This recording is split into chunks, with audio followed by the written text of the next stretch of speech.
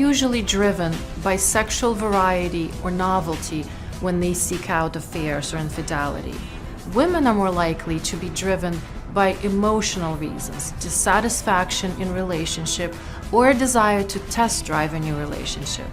A lot of times, women will begin to develop an emotional bond that frequently leads to a sexual relationship outside the primary one, whereas men usually begin with a sexual desire for novelty, variety, or some sort of sexual fetish, and often that leads to infidelity or an affair.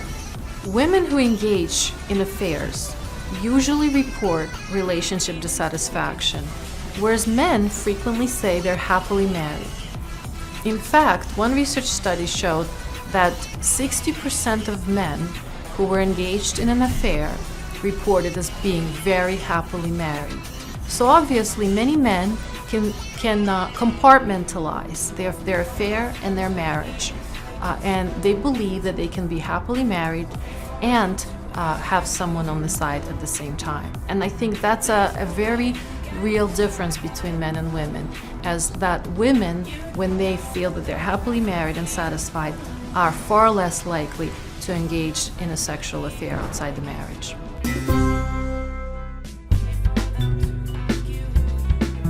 First thing you should do when you uncover an affair is to ask yourself how it makes you feel. Affairs can engender all sorts of feelings, from anger to helplessness to betrayal, and a lot of this has to do with your childhood upbringing and your family history as well, your own attitude about an affair, and how close you are to your partner, how trustful, and the kind of bond you have. So the first thing is to ask yourself how this information makes you feel. Are you able to forgive your partner? Would you want to continue this relationship? Once you have really thought this through, I think it's very helpful to talk it through with someone else as well, whether it's a good friend, a confidant, or a therapist. Because either way, whether you decide to dissolve the relationship or to forgive and move on, it's not going to be an easy road. You don't know how your partner will react. You don't know if there might be some violence involved.